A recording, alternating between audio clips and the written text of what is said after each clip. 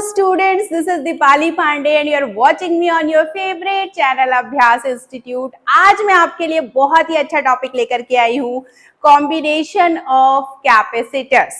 आपने combination of resistors class 10th में पढ़ा है, बट अब हम सीखेंगे कि कैपेसिटर्स को किस तरीके से कंबाइन किया जा सकता है और कंबाइन करते क्यों हैं।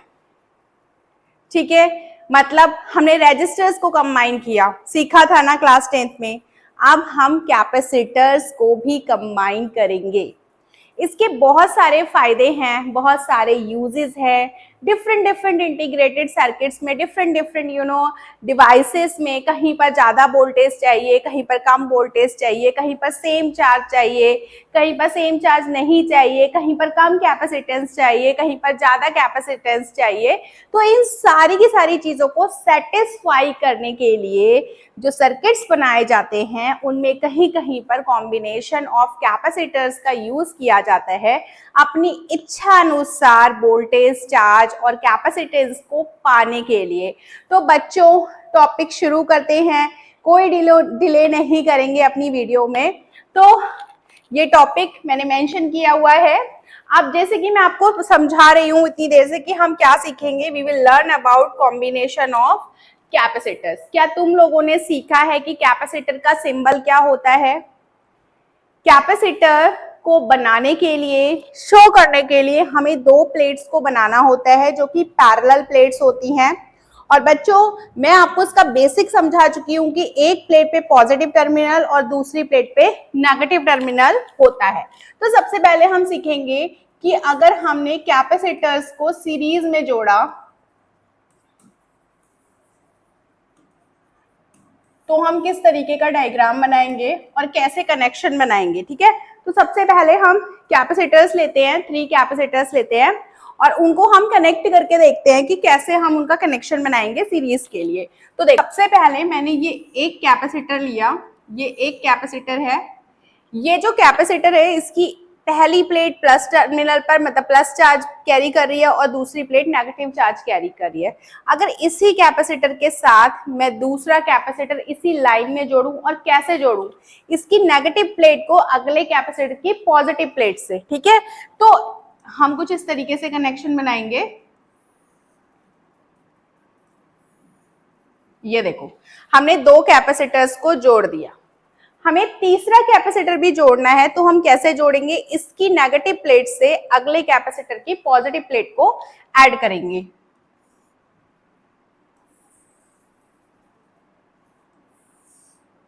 हमने यहाँ पर 3 कैपेसिटर्स को ऐड किया है।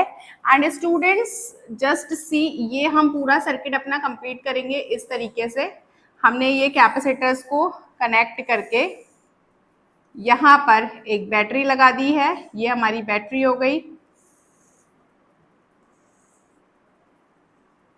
बीच में हम की के लिए भी जगह छोड़ेंगे, यहाँ पर हमने एक की लगा दी है। ठीक है, ये बैटरी का प्लस, ये माइनस, ये कैपेसिटर का plus minus plus minus plus minus. ठीक है, ये हमारा कॉम्बिनेशन हो गया। मैंने माना इसका कैपेसिटेंस C1, इसका C2 और इसका C3 कैपेसिटेंस है। बच्चों, आप क्या ध्यान रखोगे कि जब भी हम कैपेसिटर्स को सीरीज में कनेक्ट करेंगे तो सीरीज में हर चार्ज, लाइक जो भी चार्ज होगा, जो भी ये बैटरी चार्ज फ्लो करवा रही है, तो मतलब जो भी चार्ज होगा वो क्या रहेगा, हर कैपेसिटर में सेम रहेगा। तो सेम चार्ज फ्लो होगा, ये चीज हमें ध्यान रखना है। अगर हम सीरीज की बात कर रहे हैं तो सीरीज में क्या रहने वाला है, सेम चार्ज। पहली चीज तो तुम्हें ये ध्यान रखनी है। दूसरी चीज, अगर मैं इसे मानूं पॉइंट ए, यहां कहीं पे पॉइंट बी, यहां कहीं पे पॉइंट सी और इसे पॉइंट डी, तो देखो पहला जो C1 है वो ए और बी पॉइंट के बीच जुड़ा है, C2 बी और सी पॉइंट के बीच जुड़ा है और C3 सी और डी पॉइंट के बीच जुड़ा हुआ है। यानी कि हर कैपेसिटर 2 डिफरेंट पॉइंट्स के बीच कनेक्टेड है। तो ऐसे केस में जो पोटेंशियल डिफरेंस होता है वो अलग अलग होता है। यानी कि यहाँ पर जो हमारा पोटेंशियल डिफरेंस होगा, अगर हम माने कि इसका पोटेंशियल डिफरेंस V1, इसका पोटेंशियल डिफरेंस V2 और इसका पोटेंशियल डिफरेंस V3 और टोटल पोटेंशियल डिफरेंस जो हमारी बैटरी सप्लाई कर रही है वो अगर हम V मान के चले, ठीक है। तो हम इस तरीके से अपना सर्किट शो कर सकते हैं। तो दूसरी चीज हम लोग बच्चों क्या लिखेंगे, यहां पर हम लिखेंगे डिफरेंट पोटेंशियल डिफरेंस, ठीक है, अक्रॉस ईच कैपेसिटर। अब हम ये निकालना चाहते हैं कि जब हम C1, C2, C3 को कंबाइन करेंगे तो इनके कॉम्बिनेशन का क्या कैपेसिटेंस होगा। तो उसको निकालने के लिए तुम्हें कैपेसिटर का ऑलरेडी फॉर्मूला पता है कि इस कैपेसिटेंस का फॉर्मूला क्या होता है, C equal to Q over V। ये फॉर्मूला हमने पढ़ा है, वी ऑलरेडी नो। हम क्या जानते हैं पहले से, हम जानते हैं कि C equal to Q over V, ठीक है। तो अगर मैं C1 निकालना चाहती हूं, अगर मैं C1 निकालना चाहती हूं तो चार्ज तो मेरा सेम है, बट पोटेंशियल डिफरेंस C1 के अक्रॉस क्या है, V1 है। C2 क्या है, Q over V2 and C3 क्या होगा बच्चों, Q ओवर V3। ये हमने C1, C2, C3 की वैल्यू निकाली किसके रिलेशन में, Q और V के टर्म्स में बोलेंगे, ठीक है। अब बच्चों जब प्रैक्टिकल किया गया तो ऐसा पाया गया कि जो टोटल वोल्टेज हो रही है सप्लाई, वो इन तीनों के सम के क्या है, बराबर है, ठीक है। तो वोल्टेज सप्लाई अगर हो रही है यानी कि it means V is equal to V1 plus V2 plus V3। ये हमें कैसे पता चला, ठीक है, यहाँ पे मैं लिख देती हूँ प्रैक्टिकली, ये हमें प्रैक्टिकली या एक्सपेरिमेंटली ये हमें पता चल रखा है। अच्छा अब देखो हमें क्या पता चला कि भाई C1 equal to Q over V1 है, तो V1 इक्वल टू क्या होगा, V1 क्या होगा, V1 इक्वल टू भाई V1 इधर चला जाएगा, C1 इधर आ जाएगा, तो Q ओवर C1, ऐसे ही V2, ऐसे ही V3 आ जाएगा, ऐसे ही हमारे पास V2 मिल जाएगा Q ओवर C2 और ऐसे ही हमें V3 मिल जाएगा Q ओवर C2, ठीक है। नाउ हमने क्या किया, V के प्लेस पर अगर मैं यहां से ये अगर मैं मानूं कि इफ, ठीक है, ये पेन मैं चेंज कर रही हूँ, if C is equivalent capacitance. Equivalent capacitance का मतलब क्या होता है कि total capacitance of this circuit, मतलब C1, C2, C3 का कॉम्बिनेशन। तो अगर हम माने कि C जो है वो इक्विवेलेंट कैपेसिटेंस है, V is total voltage, V क्या है, टोटल वोल्टेज है, and Q is total charge. अगर हमने माना Q इज टोटल चार्ज है ऑफ द सर्किट, अगर सर्किट का टोटल चार्ज क्या है, हमारा Q है, ठीक है। तो हमारे पास क्या फॉर्मूला मिलने वाला है, C equal to Q over V। और ये सारी की सारी वैल्यूज हम इसमें रखेंगे, इसको हम इक्वेशन नंबर 1 मान रहे हैं। तो we will write here, what we will write here from equation 1,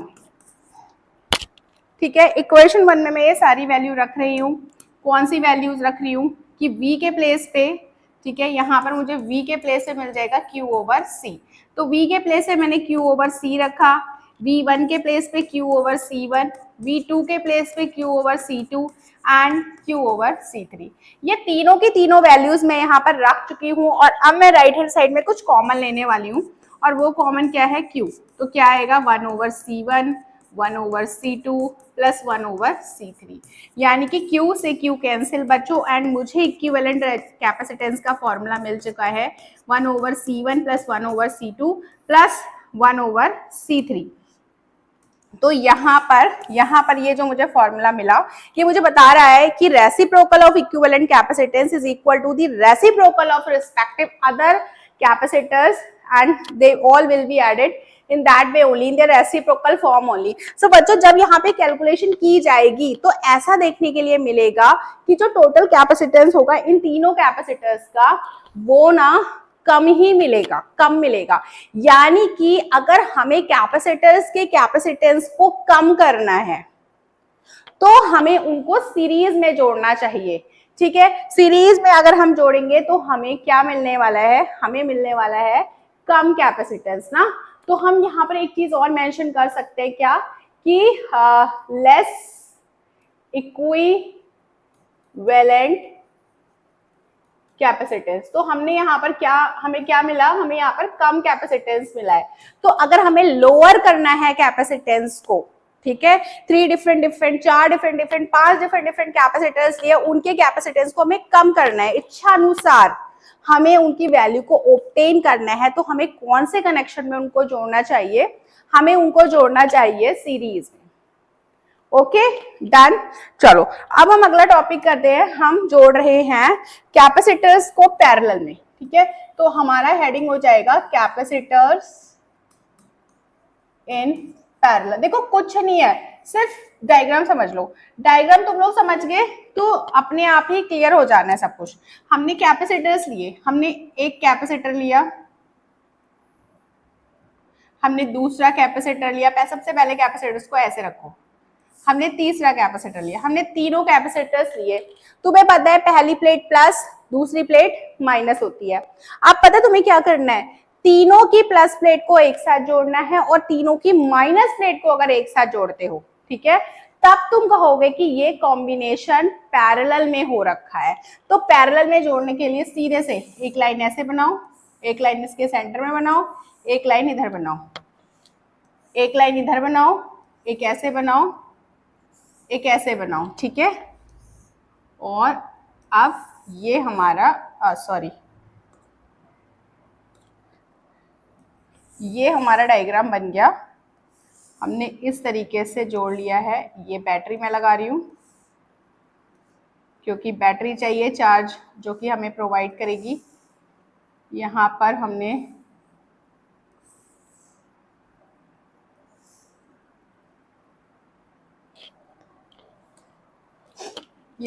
की लगा दी, ठीक है। ये प्लस टर्मिनल, ये माइनस, ये सब पे प्लस चार्ज है, ठीक है। यहाँ माइनस है, ये प्लस है, माइनस है, ठीक है, प्लस माइनस, तो plus Q minus Q plus Q minus Q plus Q minus Q, ठीक है। ये मैं मान रही हूँ ये C1 है, ये C2 है, ये C3 है। ये C1 कैपेसिटर, ये C2 कैपेसिटर, ये C3 कैपेसिटर, तीनों कैपेसिटर्स हमारे जुड़े हुए हैं और ये जो कॉम्बिनेशन है ये पैरेलल कॉम्बिनेशन कहलाएगा।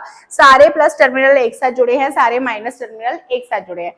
बच्चों क्या ध्यान रखोगे, क्या ध्यान रखोगे, ध्यान ये रखोगे कि जब भी हम कैपेसिटर्स को पैरेलल में जोड़ते हैं तो क्या डिवाइड हो जाता है, तो डिवाइड हो जाता है चार्ज, डिफरेंट चार्ज।